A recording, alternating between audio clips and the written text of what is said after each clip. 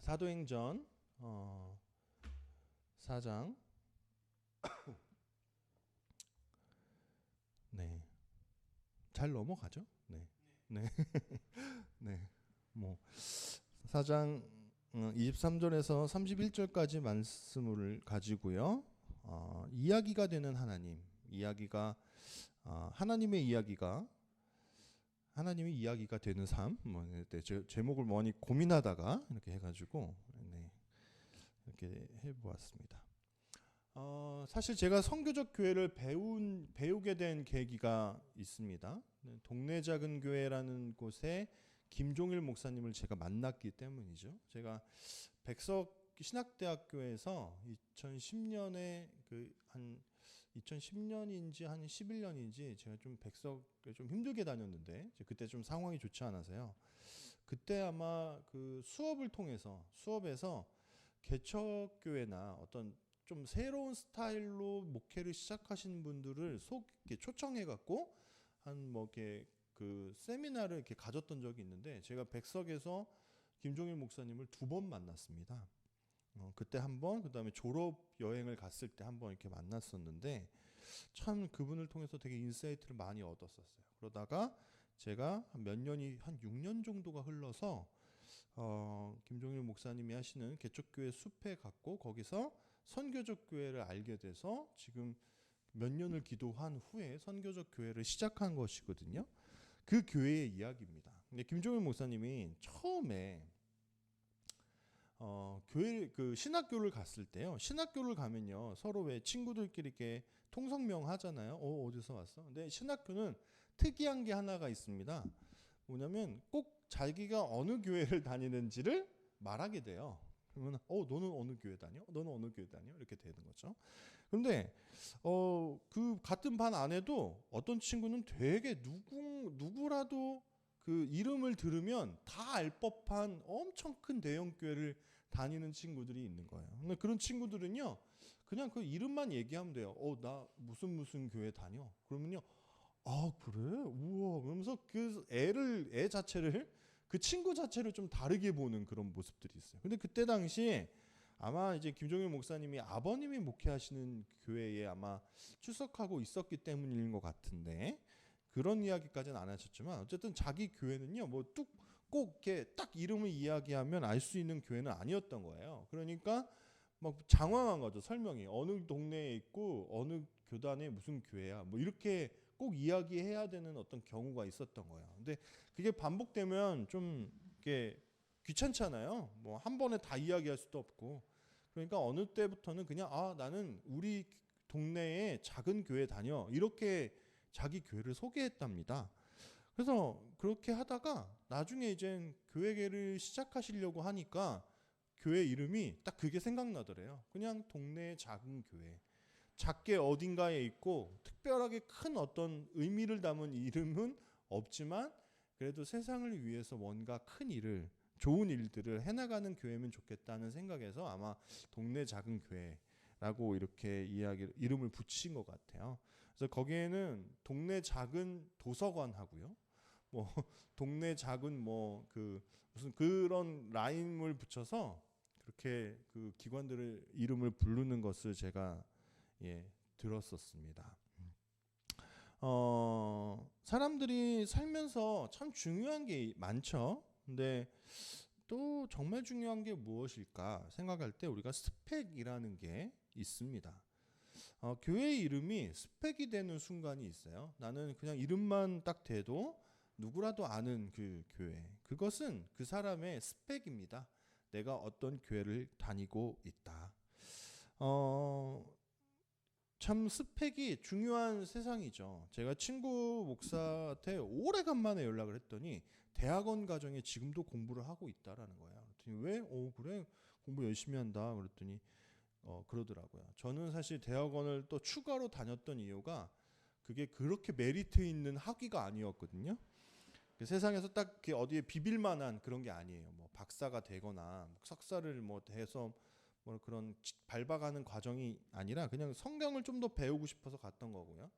근데 그 친구는 그 박사 과정까지 할 생각이라고 그런 이야기를 하더라고요. 근데 왜 이렇게 사역하면서 힘들 텐데 왜 이렇게 열심히 해라고 그랬더니 야 나중에 담임 목사 자리라도 하나 가려면 한 줄이라도 더 넣어야 된다. 뭐 이런 이야기를 하더라고요. 목사들조차 그 스펙을 위해서 엄청나게 노력하면서 살아가는 그런 세상이지 않습니까? 근데 스펙보다 더 중요한 것이 있다라고 말하는 책이 있습니다. 그 책은요, 스토리가 스펙을 이긴다 하는 책이에요. 김정태라는 분인데 그 유엔의 산하 기관인 유엔 거버넌트 센터의 홍보 담당관이라고 해요. 예전에 나온 책인데 그때 당시엔 그랬다고 합니다. 근데 이 책에서 이렇게 이야기해요. 스토리는 곧 우리의 삶 자체이기 때문에 나만의 스토리를 만들겠다는 것은 내 삶에 충실해야겠다라는 의지이며 사람을 끌리게 만드는 스토리는 바로 충실한 삶의 증거다 이렇게 이야기해요. 외국의 기업들에서 간혹 한국 청년들을 채용하고 나서요. 이런 이야기, 그러니까 후회 섞인 이야기를 하는 경우들이 있다고 합니다. 스펙이 너무 좋은 거예요. 외국어도 되게 잘하고요. 그리고 뭐 대학원도 뭐 여러 자격증 따고 해서 너무 스펙이 좋아서 뽑아놨는데 그런데 그 한국 청년들 안에 이런 게 발견되는 겁니다. 협업하는 힘이 없고요. 창의적으로 일하려고 창의적으로 어떤 프로젝트를 만들어내는 힘이 없는 것에 굉장히 깜짝 놀라곤 한답니다. 그래서 지금 세상은요. 스펙 무용론이 이제 더 좀 대두되고 있어요. 스펙이 아무리 좋아도요. 일을 잘 해내는 사람들이 없기 때문입니다. 좋은 스펙을 가진 사람은요. 너무나 많기 때문에 오히려 스펙에 대해서 계속 이야기하는 게 어때요? 좀 지루해요. 좀 무미건조합니다. 그렇지 않나요? 하지만요. 여러분 자신의 스토리를 가진 사람은 어떻냐면 그 사람의 이야기하는 것은 생동감이 있습니다. 여기에 뭐 우리 저기 자리에 도연이가 있지만 제가 도연이가 딱 고3이 끝나는 시점에서 도연이와 헤어졌어요. 저는 저만의 또 저의 또 다른 길을 가고 사실 도연이가 어떻게 성장을 했는지 제가 잘 몰랐었거든요. 그냥 넌지시 그냥 어느 과에 갔고 뭐 수업을 언제 마치고 뭐 이런 것만 또 건너서 들었는데 제가 교회를 시작하면서 도연이랑 만나서 이렇게 이야기를 했는데 이 친구가 그동안에 이 친구만의 스토리가 생긴 겁니다. 그래서 어떻게 청소년과를 갖고 또 청소년에 대한 생각을 갖고 있고 그것이 어떻게 하나님을 믿는 신앙과 그리고 또 교회를 바라보는 시선이 어떻게 달라졌는지 다른 이야기들을 막 하는 거예요. 제가 몰랐던 도연이에 대한 이야기를 막 들으니까 막 신나서 이야기했던 기억이 저는 있습니다. 그래서 도연이가 함께 걷는 교회를 하고 있는 게 저는 되게 하나님의 뜻이다 이런 생각을 해요. 어떻게 청소년과를 갔나. 저는 청소년에 대한 목회를 하고 싶은데 여러분 좋은 스펙의 신앙생활을 하는 사람들이 있습니다. 근데 그 안에 그 좋은 스펙을 갖춰야 된다라고 생각하는 사람들은 그 자녀들의 신앙생활도 그냥 좋은 스펙을 마련해 주는 것이 부모로서 좋은 역할을 하는 거다라고 생각을 해요. 근데 그런 친구들을 만나보면 이런 이야기 합니다. 저 모태신앙이에요. 어느 교회 다녔어요. 얘는 성가대를 몇 년을 했습니다. 빠지지 않고 주일 성수하는 얘기예요. 여기까지는 스펙입니다. 근데 그 친구들과 실제로 그냥 가까이 좀 지내면서 이야기하는데 저는 가끔 이런 생각이 들 때가 있습니다. 모태신앙이고 뭐고 교회를 안 빠지고 다니는 애인데 그 안에 하나님에 대한 이야기가 없는 친구들이 있어요. 별로 그 친구와 함께 신앙적인 이야기를 다룰 게 없는 겁니다. 그래서 안타까워지는 거예요.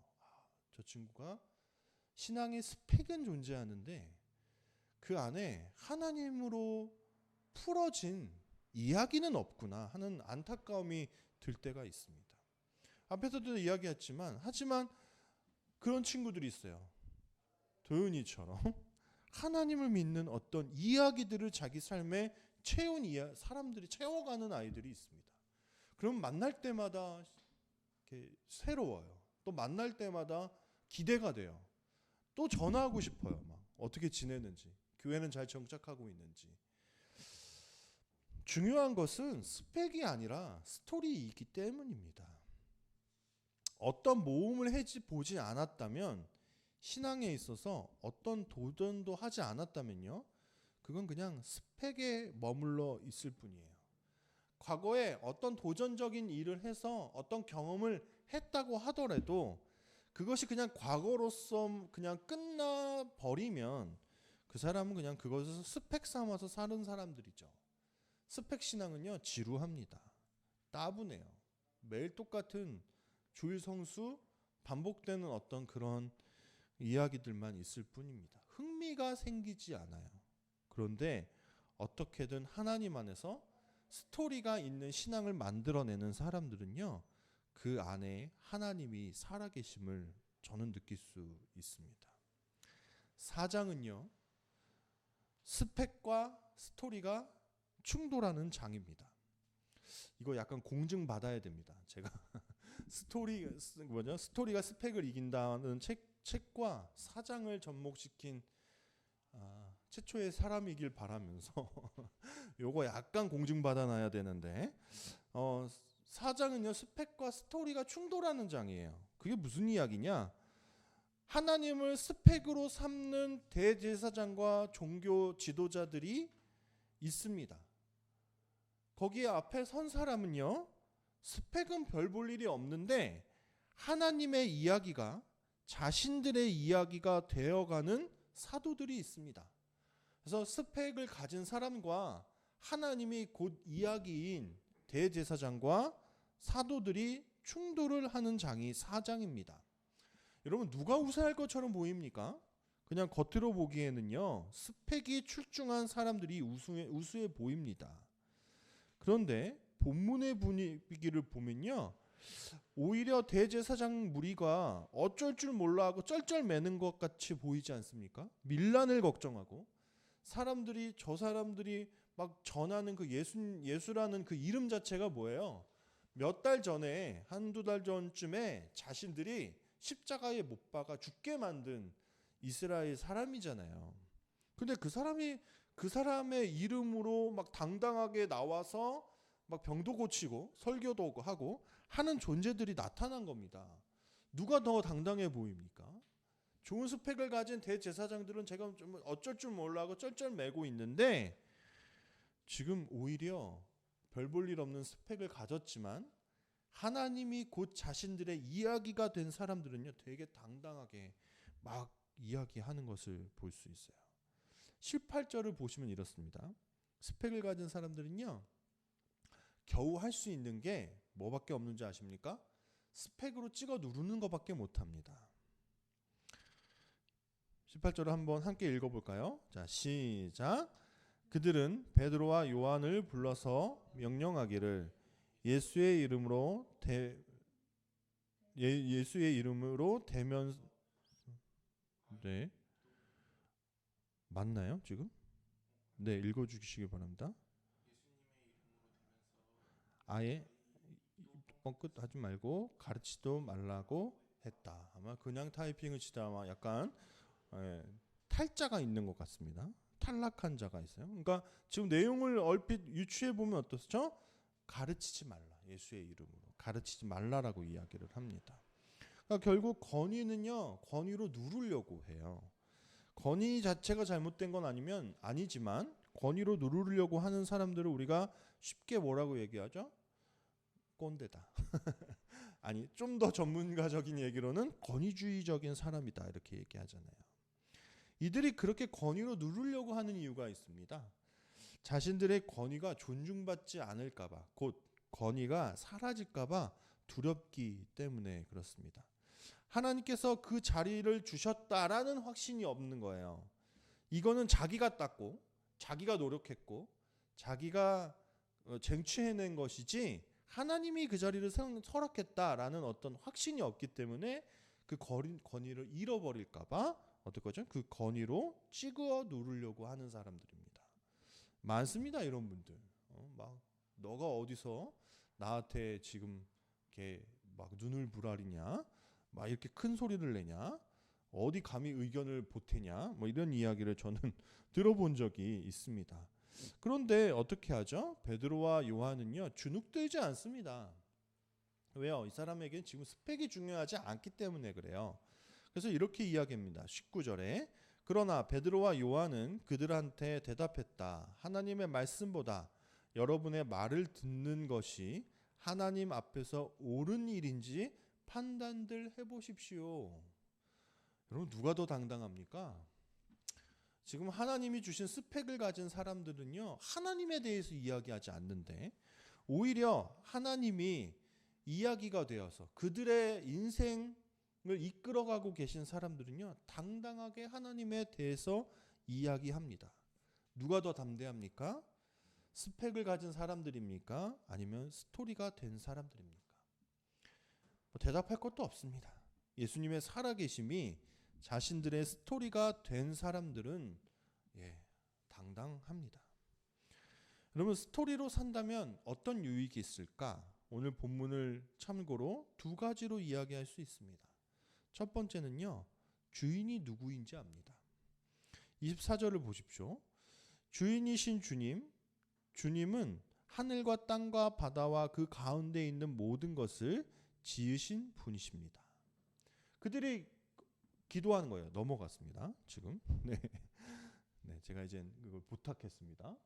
스토리에서 첫 번째는요, 뭐다? 주인이 누군지 안다. 주인이신 주님, 하늘과 땅과 바다와 그 가운데 모든 것이 하나님의 손으로 지으셨습니다. 그러니까 그들에게 그 종교 지도자들에게 경고를 받고 다시 자기들의 무리를 찾아가서 기도하는데 같이 기도하는 거예요. 야, 이제는 우리가 어떤 위험에 처했다. 우리 경고받고 왔어. 계속 예수님의 이름으로 증거하면 우리가 다음에는 투옥되고 또 그 다음에는 예수님처럼 십자가에 못 박혀 죽을지도 몰라 하는 위기가 지금 초대교회 안에 찾아온 거예요. 사도행전을 스펙타클하게 좀 읽어보면 그런 겁니다. 위기가 찾아온 겁니다. 그래서 그들이 기도하는데 가장 먼저 등장하는 내용이 무엇이에요? 하나님 구해 주시옵소서 이렇게 시작하는 게 아니라 하나님이 어떤 분이신지를 각성하는 내용을 담는 겁니다. 하나님이 어떤 분이시다. 하나님이 어떻다. 하나님이 이 세상을 다 창조하셨다. 하나님이 우리의 역사가 되고 하나님이 모든 것의 주인이시다라는 이야기를 하는 겁니다. 우리에게 뜻한 바가 있잖아요. 그런데 그게 만약에 어떤 그 문제에 부딪히고 어떤 그 풍파를 맞이한다면 우리는 어떤 고민을 해봐야 됩니까? 하나님이 여기에서 무슨 이야기를 하시는가? 왜 하나님이 이거를 멈춰 세우셨는가? 그렇지 않나요? 하나님을 믿는 사람들은 하나님께 반발할 때가 있죠. 하나님 왜 이렇게 하시죠? 하나님 왜 이렇게 하시나요? 근데 모든 것이 사실 하나님께 다 풀리고 묶이는 거 아닙니까? 그래서 우리는 질문하게 됩니다. 도대체 우리의 주인이신 하나님께서 우리에게 이러한 상황을 왜 맞이하게 했는지를 묻고자 하는 거예요. 우리의 뜻대로 하는 게 아니기 때문입니다. 그런데 정말 하나님이 그들의 인생의 이야기가 되는 사람들은요, 아주 적절하게 하나님께 기도하고 묻고 걸어가고 하는 일들을 반복 재생합니다. 그런데 하나님이 그들의 인생의 주인이 아닌 사람들은 하나님을 결국 떠나가더라고요. 그런 분들 많습니다. 아직 그 아내분은 지금도 신앙생활을 열심히 하시는데 남편분은 지금 신앙생활 안 한대요. 아, 그래요? 왜요? 왜 그렇게 됐어요? 이야기를 들어보니까 자기 남편이 청년 시절에는요, 뭐 청년 회장도 하고 막 그랬대요. 아니 근데 청년 회장도 하고, 청년 회장이 문제가 아니라요. 지금은요, 목사 하다가도 떠나갑니다. 목사 하다가도 지금은 막 다 내려놓고요. 그 자녀들이 신앙생활 하든가 말든가 막 그렇게 사시는 분도 꽤 여러 봤습니다. 근데 그분이 목사였고 청년이었는데, 뭐 청년 회장이었는데 왜 지금은 신앙생활 안 하고 있냐라고 질문했어요. 그랬더니 그 교회 안에 엄청 큰 일이 있었답니다. 막 교회 목사님이 뭐 성추행 뭐 이런 거 하고요. 그리고 우리가 흔히 듣는 그런 거 있잖아요. 요즘 너무 흔해진 그런 이야기. 그런 주인공인 거예요. 그래서 너무 실망을 한 겁니다. 그래서 교회의 관계자들이 너무 꼴보기가 싫어서 교회에 더 이상 나가지 않았다고요. 너무 안타까운 이야기예요.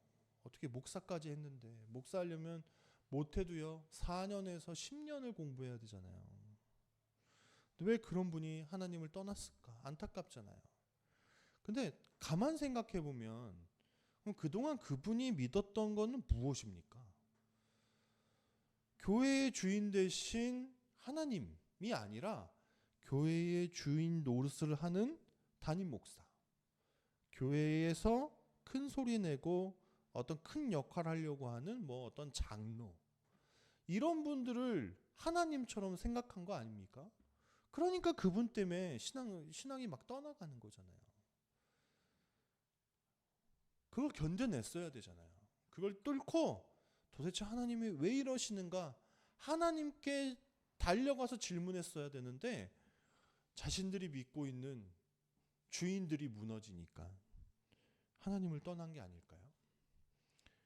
안타깝지만 그분들은요 정말 그들 인생의 중심에 하나님이 없었을 가능성도 있습니다. 교회에서 상처받으신 분들이라 제가 쉽게 얘기하기는 좀 그렇지만 안타깝습니다. 두 번째는요, 하나님이 스토리가 되는 사람들은요 전복되지 않아요. 상황에 전복되지 않습니다. 첫 번째와 둘째는 별개가 아니라 연결되는 겁니다.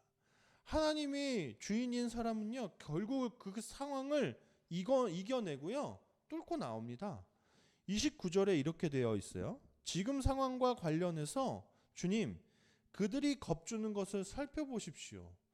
주님의 종들이 주님의 말씀을요 아무런 거리낌 없이 말할 수 있게 해주십시오. 이렇게 고백합니다. 그러니까 지금 상황이 없어지게 해달라거나 저 우리를 핍박하는 사람들이 죽어 나자빠지게 해주세요, 이런 기도를 하는 게 아니라 상황이 있는 것 그 자체를 그냥 인정하는 거예요. 하나님, 핍박이 시작됐습니다. 하나님 또 고난이 있네요. 하지만 거기 쓰러지는 게 아니라, 그걸 없애달라고 이야기하는 게 아니라, 하나님 이 상황에서도요 우리가 하나님 전하게 해주세요, 이거잖아요. 기도가 얼마나 멋진 기도입니까? 여러분, 우리가 너무 쉽게 그런 이야기를 합니다. 하나님 해결해 주세요. 하나님 빨리 이렇게 도와주세요. 제가 청년 때 새가족반을 했습니다. 근데 아주 똑똑한 자매가 왔어요. 새가족반 과정을 6주 정도 하거든요. 한 사람과 1대1로. 청년 리더들이. 근데 좀 세. 그러니까 한 주 다른 친구랑 다른 팀원이랑 했다가 세니까 저한테 토스했어요. 팀원들이 이거 팀장님이 해요, 이분. 그래서 저한테 왔어요. 이름도 인지예요. 인지 능력이 굉장히 뛰어나요. 저랑 둘이 공부를 딱 하는데 그 친구 딱 그러더라고요. 저 이거 안 돼요. 들어서 다 안 돼요. 머리로 다 안 돼요. 그래서 1주차, 2주차, 뭐 3주차, 4주차 이렇게 가면 4주차 때 어쨌든 영접 기도라는 걸 하거든요. 비슷한 거. 그러니까 어쨌든 하나님을 충실하게 믿으면서 살아가려고 애를 써보겠습니다, 이런 걸 해요. 근데 4주차는 커녕 안 나가는 거예요, 진도가. 그래서 아마 그 친구는 아마 더 오래 했던 걸로 기억해요. 그래서 우리가 넘기지 않거든요. 쉽게 그냥 가르치기만 하고 하지 않았거든요. 또 막 얘기하고 또 얘기하는 거예요. 근데 어떻게 또 건드리지 말아야 돼. 삼위일체를 제가 건드렸어요. 그럼 제가 그 자매 때문에 간절히 막 학교에서 기도했습니다. 하나님, 저한테 왜 이러십니까? 차라리 안 궁금해하면 좋은데 또 궁금해해요. 하고 막 삼위일체에 대해서 또 어떻게 얘기하지, 뭐 또 안 하던 공부 막 하면서 막 책 찾아보면서 제 나름대로 정리하면서 어떻게 하면 얘기하면 좋을까 막 하고 막 또 기도하고. 그래서 제가 그때 깨달았습니다. 기도를 하는데 제가 어떻게 기도를 하냐? 하나님, 저 자매가 빨리 하나님을 믿게 해주세요, 이랬어요. 빨리 이런 단어를 제가 자꾸 쓴 거예요. 근데 제가 그 기도하는 그 주에 제 마음속에 좀 의문이 든 거예요. 제 스스로가. 그러니까 하나님이 주신 마음이겠죠. 내가 자꾸 지금 재촉하고 있다. 그래서 기도를 바꿨습니다. 어떻게 해요? 하나님, 제가 얼마가 걸리든 저 자매를 포기하지 않게 해주세요. 그리고 저 자매가 하나님을 인격적으로 받아들일 때까지 제가 인내심을 가지고 전하게 해달라고 이렇게 기도를 바꿔주시더라고요, 하나님께서. 그리고 그 주에 두둥 제가 그 삼위일체 마저 공부하다가 밤잠도 다 잘 못 자고 막 갔던 걸로 기억합니다. 두근두근 거리면서 그 자매와 마주했죠. 1대1로. 딱 제가 준비한 걸 전하려고 하는 순간 그 자매가 아주 신이 나서 이렇게 얘기했습니다. 그때 막 오빠 그랬거든요. 그냥 팀장 오빠 뭐 이랬는데 저 다 알았어요. 저 이제 믿어줘요 이런 거예요. 도대체 그 일주일 동안 무슨 일이 있었는지는 지금은 잘 기억이 안 나요. 어쨌든 그 친구도 그 나름대로 기도도 하고 뭐 자기가 준비하고 있는 어떤 거에 대해서 막 이렇게 어떤 경험들을 했던 것 같아요. 그러니 주중에 갑자기 믿는 사람이 돼서 온 겁니다. 저 이거 다 안다고. 팀장님 저 이거 다 알아요. 이러면서 믿어져요. 알아요가 아니라요. 안다고 얘기했잖아요. 앞에서는 믿어져요라고 얘기하더라고요. 그럼 저는 이 찬양이 조금 부족하다라는 생각을 합니다. 미안한 건 제가 꼭 자꾸 이런 이야기를 저 마음대로 하면요. 이 찬양에서 은혜를 받고 있는 사람들은 이렇게 어떻게 해야 되나 라는 생각을 하는데 어쩔 수는 없어요. 저도 설교를 해야 되니까 생각난 걸 어떻게 해요. 다른 찬양 부르시면 돼요. 네. 똑같이 은혜가 안 그냥 은혜가 계속 되시면 그냥 부르시고요. 이런 찬양이 있어요. 이 또한 지나가리라. 저는 그 찬양의 전반적인 뭐 가사들이 다 나쁘다라는 게 아니라 이 또한 지나가리라라는 요 구절이 뭐 솔로몬의 뭐 반지에 있었다는 뭐 그런 전설이 있지만 이 단어가 어디서 왔는지 모르겠지만 이 말이 좀 거슬립니다. 그러니까 빨리 지나갔으면 좋겠어요라고 이야기하는 거잖아요. 그렇지 않습니까? 이 상황이 빨리 지나갔으면 좋겠습니다라는 얘기하잖아요. 근데 좀 부족해요. 이 표현이. 더 좋은 거는요. 여러분 이게 또 지나가면 다른 거 안 찾아옵니까? 그러니까 이것만 지나가면 다 끝났 거면 이 또한 지나가리라고 찬양하겠는데 아니잖아요. 인생을 살아보니까 이거 지나가면 또 다른 거 오잖아요. 첫째 다 키워놓으니까 둘째가 태어났어요. 그것도 막 5년 만에. 와, 저 약간 좀 찹찹했어요, 사실은. 제가 뭐 그 아주 신생아 때는 아기를 안 봤지만 제가 첫째를 한 4년간 키우면서 저 나름대로도 소진이 되게 많이 됐어요. 힘들기도 했어요. 솔직히 이쁘지만.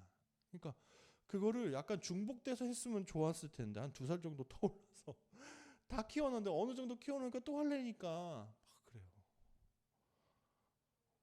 찹찹해요. 지금 고생은 더 지금 아내가 하고 있지만 간혹 이거 언제 다 키우지 막 그런 생각이 가끔 들어요. 그럼 인생이 뭐 하나 끝나면 그만인 게 아니잖아요. 계속 뭐가 찾아오잖아요. 그러니까 이 또한 지나가리라 라는 찬양을 우린 계속 해야 되는 거예요.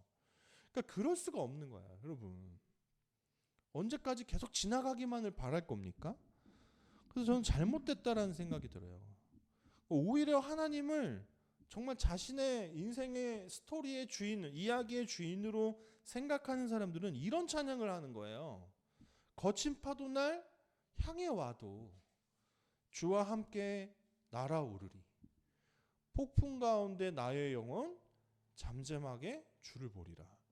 여기에 어디 빨리 그 폭풍이 지나가길 바랍니다라고 얘기하는 찬양이 어디 있어요? 이거 저 어제 이거 타이핑 치면서 약간 실소가 났습니다. 약간 그런 상상이 드는 거예요. 거친 파도가 이는데 서핑하는 사람들 어떻죠? 거친 파도가 오면 더 올수록 더 신납니다. 잔잔한 거 이렇게 그 프로가 되면 프로가 될수록 잔잔한 거 하면 재미없어요. 막 덮칠 듯한 그 파도를요, 그 사이를 서핑보드를 딱 타고 이렇게 빠져나오는 그 쾌감을 그 사람들은 즐기잖아요. 마치 이 찬양의 가사의 그 주인공은요, 그 거친 파도를 즐기고 있는 사람처럼 보여요. 제 생각인가요? 여기부터 따뜻한데? 잘못했어요. 실수투성이네요. 거친 파도를 아주 서핑하듯이 즐기고 있어요. 왜요? 하나님이 그 파도가 그 거친 그 풍랑 가운데 함께 하시니까요. 주품에 있으니까요. 그러니까 하나님이 자기 인생의 스토리가 되는 사람은요, 상황에 전복되지 않고 그냥 그 상황 속에서 하나님을 누리는 사람일 수 있는 겁니다. 핍박이 시작됐고 죽을지도 모르는 그 고민이 있는데, 예전에는 그 압박이 무서워서 자기 짐에 숨었던 사람들인데 이제는 그 상황이 있습니다. 하지만 하나님 다만 살펴봐 주세요. 그리고 우리가 그 핍박에 짓눌려서 예수 그리스도를 전하지 않는 그런 우를 범하지 않게 인도해 주세요라고 기도하고 있는 사람들이잖아요. 여러분, 우리는 스펙을 쌓아가야 되는 사람들입니까? 아니면 이야기를 만들어내야 되는 사람들입니까? 적어도 저는 우리 함께 걷는 교회는 스펙을 쌓고 싶지는 않습니다. 뭐 좋은 교단에 뭐 가입해야 된다 그런 압박 이런 것도 없습니다. 스펙이 쌓여 간들 우리가 세상을 향해서 어떠한 하나님에 대한 이야기도 소개할 수 없는 교회로 주저앉는다면 그건 저는 그게 개척이 교회를 시작한 게 그게 실패라고 저는 생각합니다. 미비하지만 어제 그 꼬마 담당자 분이 그 청소년 센터에 그 담당자 분이 그냥 넌지시 하신 말이 저에게 위로가 됐어요. 뭐였냐? 그냥 어떤 일을 해나가려고 할 때 그러더라고요. 그냥 자기도 그렇대요. 청년 활동가 그냥 한두 명이 있으면 힘이 난대요. 그래서 그냥 한두 명만 아마 곁에 있으셔도 되게 좋을 거예요. 그러시게 위로하시더라고요. 그래서 그게 별말이 아니었는데 그냥 집에 가면서 계속 이렇게 생각이 드는 거예요. 지금 딱 한두 명이 있는데 뭐 그런 생각이 들면서 위로가 되더라고요. 중요한 건 너희 교회 몇 명 있어? 특히나 제가 지금 속해 있는 안수를 받았던 교단을 포기할까 고민하는 이유 중에 하나가 세례교인 15명 이런 기준이 있어요. 지금 요즘 세상에 그런 기준을 왜 내세울지 잘 모르겠습니다. 어떻게 교회를 시작하라고요? 어떻게 고유번호를 따라고요? 그런 생각이 드는 거예요. 저도.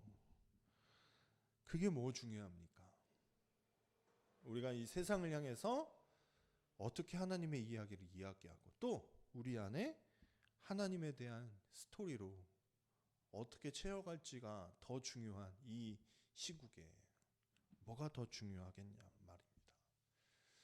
그 하나님을 자신의 인생의 스토리로 이야기로 만들어가는 사람들은요 상황에 전복되지 않습니다. 왜냐하면 그 사람들의 주인이 어떤 목사, 어떤 사람, 어떤 단체가 아니라 하나님 자체이기 때문입니다. 하나님을 주인으로 믿고 또 하나님께서 주신 그 이야기에 그 자신의 인생을 맡기는 사람들이 어찌 상황에 전복될 수 있겠습니까? 하나님의 이야기를 모르는 사람들 가운데에 우리는 그렇게 하나님의 이야기를 가지고 가서 들려주어야 합니다. 저희 교회는요 그렇게 시작됐습니다. 아주 한 발 한 발 걸어가고 있지만 우리는 어떤 스펙을 만들어 가려고 하는 그런 교회가 아니라 어떻게 하면 우리가 하나님의 이야기를 이 세상에 만들어내고 들려줄 것인가 하는 그런 기대를 가지고 시작한 교회입니다. 저와 여러분이 그렇게 계속해서요 스펙이 아니라 하나님으로 인한 이야기들을 만들어내는 사람들로 이 자리에 있기를 간절히 소원합니다. 이야기를 만들어내십시오. 또 이야기가 되십시오. 함께 기도하겠습니다.